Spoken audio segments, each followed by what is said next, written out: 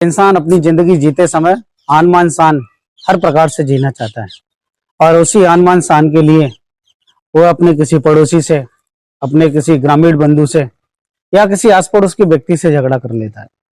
और वो झगड़ा सिर्फ वाद विवाद तक नहीं, मौत तक चला जाता है।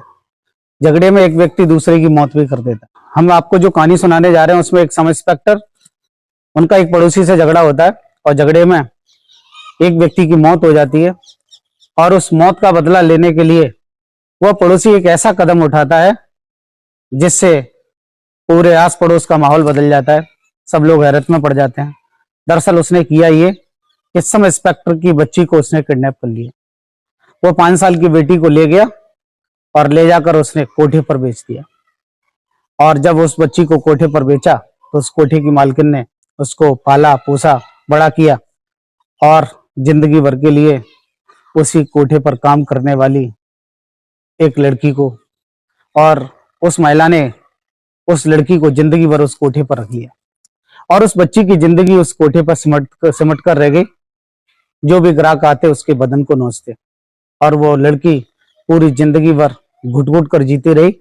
जब उसे लगा, एक व्यक्ति से जब उसकी मुलाकात होती है और वो लड़की उस व्यक्ति से कहती है कि मैं सब इंस्पेक्टर साहब की बेटी हूँ, अब तो मेरे रिश्ते में चाचा लगते हो, कम से कम तुम मेरा बदन तो मत नोचो। तब भी वह व्यक्ति यही कहता है कि तुम मेरे रिश्ते में, तुम मेरी बेटी लगती हो, मैं तुम्हारा चाचा हूँ, वो सब ठीक है, लेकिन मैंने तुम्हारे साथ संबंध बनाने के लिए पैसा दिया हुआ है तो संबंध तो मुझे बनाना पड़ेगा। और वो व्यक्ति संबंध भी बनाता है। दोस्तों, हम कहानी में आगे बढ़ते हैं उससे पहले मैं आपको रिक्वेस्ट करना चाहूंगा, अगर आप हमारे चैनल पर पहली बार आए हो तो प्लीज चैनल को सब्सक्राइब करें, लाइक करें और शेयर करें। दोस्तों, दरअसल इस कहानी में हुआ कुछ ऐसा था। प्रयागराज के पड़ोस का एक टाउन पड़ता था। उस टाउन के पड़ोस में एक गांव था और उस गांव के रहने वाले सब इंस्पेक्टर, उनका एक पड़ोसी से झगड़ा हो जाता है। उस झगड़े में सब इंस्पेक्टर के पक्ष के लोग दूसरे पक्ष के एक किसी व्यक्ति का खून कर देते हैं, उसकी हत्या कर देते हैं। और जब मर्डर हो जाता है तो सामने वाले दूसरे पक्ष के किसी व्यक्ति की जब मृत्यु हो जाती है तो सामने वाला पक्ष बदला लेने के लिए सब इंस्पेक्टर की बेटी को किडनैप कर लेता है और घर से उठा करके उसे कोठे पर बेच देता है।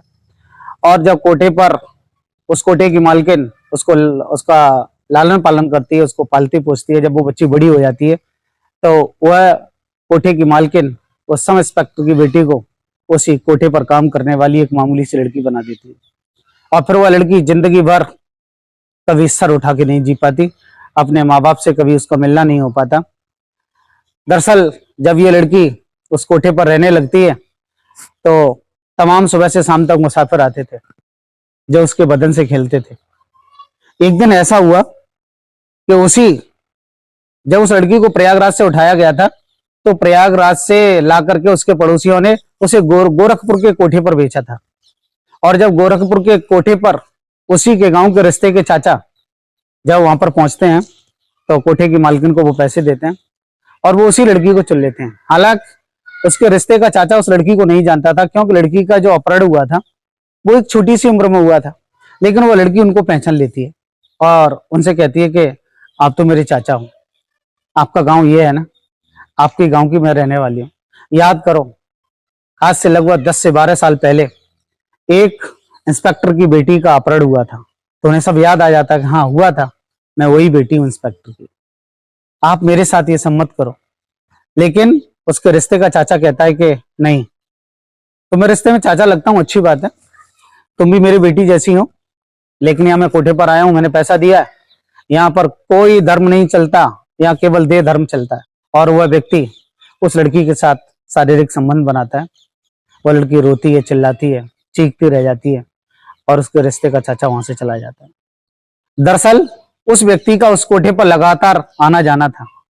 ना जाने उस लड़की के साथ उसने कितनी बार शारीरिक संबंध बनाए, और जब शारीरिक संबंध बनाए तो कहीं ना कहीं वह लड़की की अस्मत तो लौट रही थी, लेकिन फिर भी उसे उम्मीद थी कि शायद मैं इसके जरिए कभी अपने गांव पहुंच जाऊं।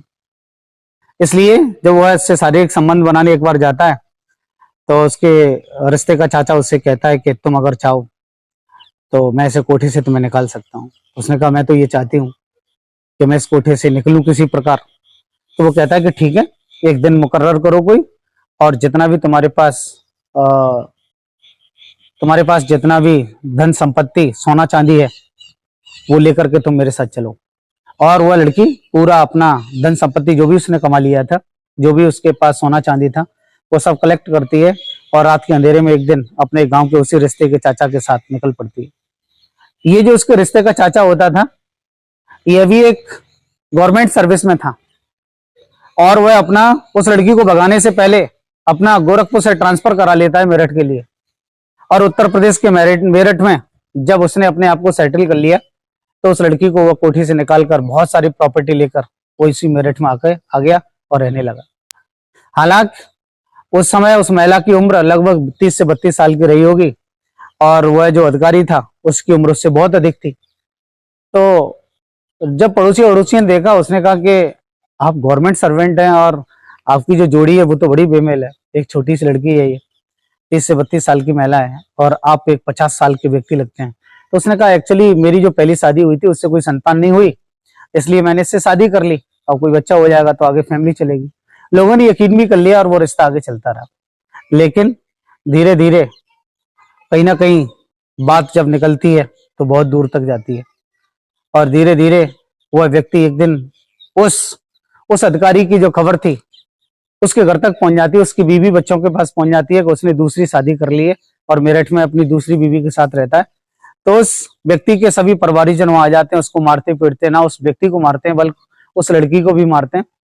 और उस लड़की को मारने के कारण वो सब लोग उस व्यक्ति को उसका पूरा प्रॉपर्टी लेकर वहां से चले जाते हैं। और एक बार फिर वह मीरा नाम की लड़की, जिसका नाम मीरा था, जो कोठे से आई थी, वह फिर अकेली हो जाती है। जब वो अकेली हो जाती है तो मेरठ में रहने वाली शर्मा मैडम एक एनजीओ चलाया करती हैं जो महिलाओं को, बिछड़े हुए बच्चों को उनके गार्जियन से मिलाने का काम करती हैं। जब अतुल शर्मा मैडम से ये मीना नाम की लड़की मिलती है तो उन्हें अपनी पूरी दास्तान सुनाती है। तो जब वो उसको पूछती है कि बेटा जो तुम्हारा हस्बैंड था वो कहाँ गया, तो वो बताती है कि एक्चुअली उसके घर वालों को पता चल गया तो वो उसको यहाँ से ले गए और मैं एक बार फिर अकेली हो गई। जब वो अकेली हो जाती है तो अतुल मैडम को भी लगता है कि मैं किस प्रकार इस महिला की मदद करूं। वो सोचती बेटा कोई बात नहीं, हम सोचते हैं। तो उसने कहा कि आप मुझे अपने घर में रख लीजिए।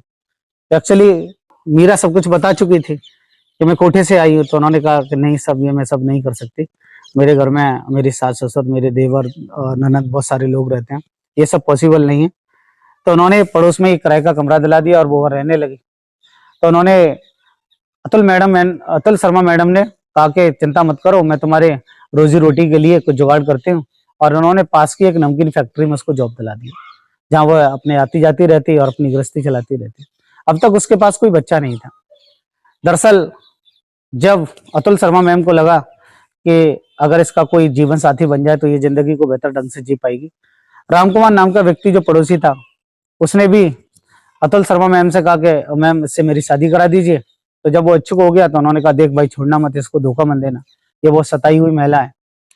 तो वो एग्री हो जाता है और उसके साथ उसकी शादी करा दी जाती है। हंसी खुशी बड़े शौक साक से रह रहे थे। थोड़ा बहुत समय भी गुजर गया था, लेकिन एक दिन आवेश में आकर वह मीरा अपने इस दूसरे हस्बैंड को कहानी सुनाती है और आवेश में आकर कह देती है कि मैं एक सामान्य महिला नहीं हूँ, मैं एक सब इंस्पेक्टर की बेटी हूँ, मैं एक सब इंस्पेक्टर की बेटी हूँ।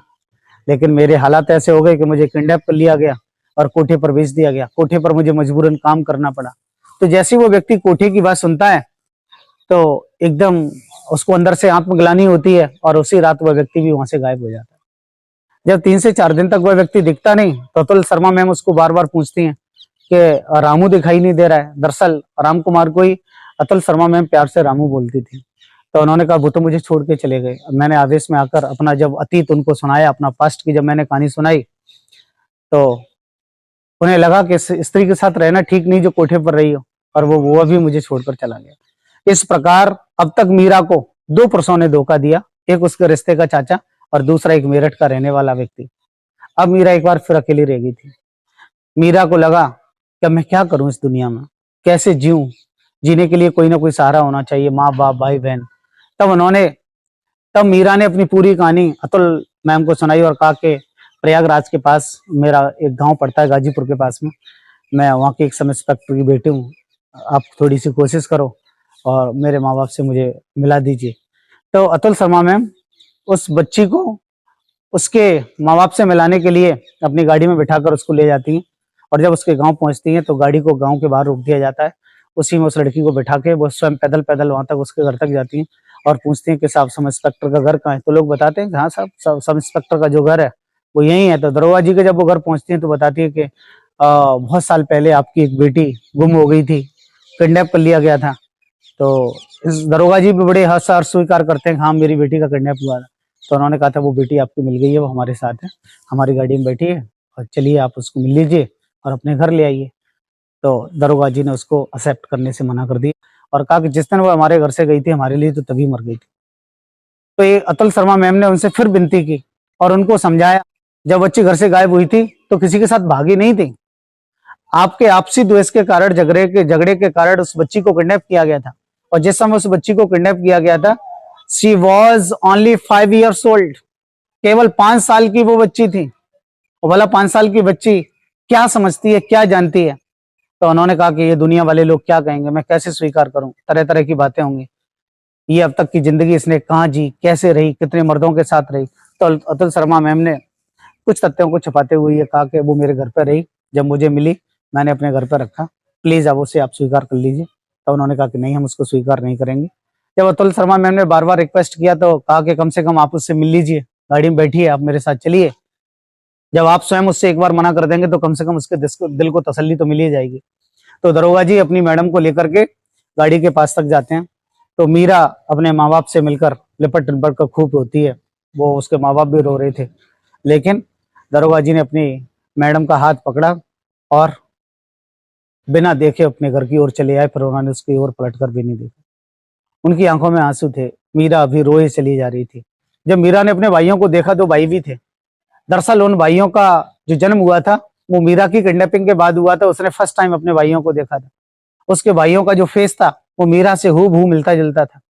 फर्स्ट टाइम भाइयों को देखकर वो बहुत ज्यादा भावुक हुई, लेकिन जब पेरेंट्स ने एक्सेप्ट करने से मना कर दिया, स्वीकार करने से मना कर दिया, तो बेबस होकर मीरा फिर एक बार गाड़ी में बैठ जाती है और तो अतुल शर्मा मैम के साथ वापस घर आ जाती है। जब अतुल शर्मा मैम अपने फैमिली मेंबर्स के साथ बातें कर रहे थे तो वह सब बातें नीचे सुन रही थी। वह ऊपर छत पर आती है और मैम से कहती है कि मैम मैं गोविंदा से मिलना चाहती हूँ। दरअसल जो अतुल शर्मा मैम का बेटा था, जो केवल 1 साल का था, तो उससे वो मिलती है। तो उन्होंने कहा ठीक है मिल लीजिए। तो उसने कहा मैं टीका करना चाहती हूँ। तो मैम ने कहा कि नहीं, टीका तो नहीं करने दूंगी, लेकिन तुम देखना चाहती हो तो देख लो। वो देखती है, गोविंदा से बहुत प्यार करती है, और जब वो प्यार कर रही थी तो उसकी आंखों में आंसुओं का सैलाब था, वो रो रही थी। उसे कहीं ना कहीं बिछड़ने का गम था, क्योंकि वह हमेशा हमेशा के लिए जाने की प्लानिंग बना चुकी थी। और उसी रात मीरा वहां से चली गई और उसके बाद 1 साल बाद वापस लौट कर आती है भैया दूज के दिन। और जब वो वापस लौट कर आई तो उसके साथ 3-4 आदमी और ब्लैक कपड़े पहने हुए, फलों की टोकरी, मिठाई लेकर वो आती है। और उसने अतुल शर्मा मैम से कहा कि मैं गोविंदा को टीका करना चाहती हूँ। तो मैम ने ये सब करने से मना कर दिया।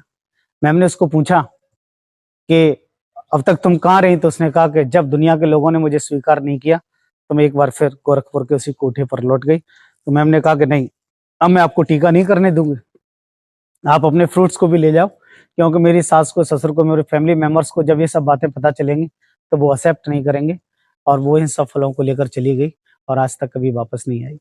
जब मीरा वापस चली गई तो अतुल शर्मा मैम को लगा कि शायद उन्होंने कुछ गलती कर दी, उन्होंने उसको अपने घर में रखना चाहिए था। अगर घर में नहीं रखना चाहिए था तो कम से कम अड़ोस पड़ोस में कहीं रूम दिला देती, उसकी जिंदगी का कोई दूसरा सहारा बनती। तब उनके मन में एक अंदर से आवाज आती है कि उन्होंने उस मीरा को ढूंढना चाहिए।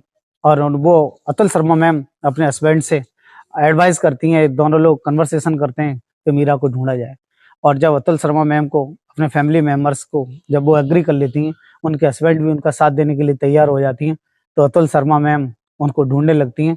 और उन्हें लगता है कि किसी न किसी कोटे पर जरूर मीरा से उनकी मुलाकात होगी। और इस प्रकार अतुल शर्मा मैम ने उस महिला को ढूंढते ढूंढते अपनी पूरी जिंदगी खपा दी। और इस प्रकार वो जब भी किसी कोठे पर जाती थी तो कोठे पर बैठी हुई हर लड़की के चेहरे में उनको मीरा का चेहरा दिखता था, मीरा के घुंघराले बाल, बात करने का एक अच्छा सा अंदाज।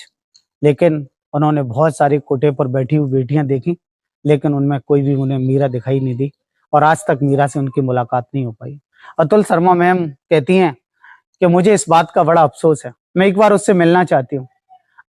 चाहे मीरा मेरी बातों को मैगजीन में पढ़े या यूट्यूब पर वीडियोज में देखे, मीरा अगर आप इस वीडियो को देख रही हो तो प्लीज आप एक बार अतुल शर्मा मैम से जरूर मिलिएगा।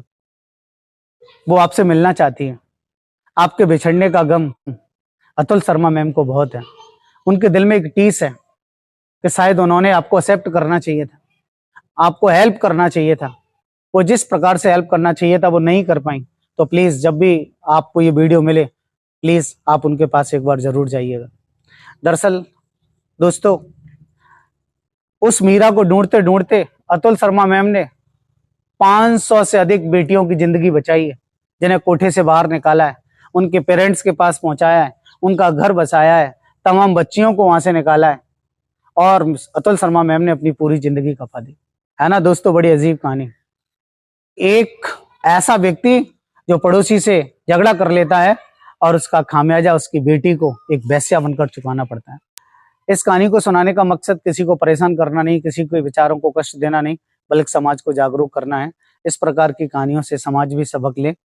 अगर कोई भी झगड़ा करते हैं तो इतनी झगड़े की नौबत नहीं आनी चाहिए जिसमें बच्चों की जिंदगियां बर्बाद हो जाए और एक बेटी को एक वेश्या बनने पर मजबूर किया जाए। तो दोस्तों, मिलते हैं फिर किसी सच्ची कहानी में। तब तक के लिए नमस्कार, जय हिंद, जय भारत।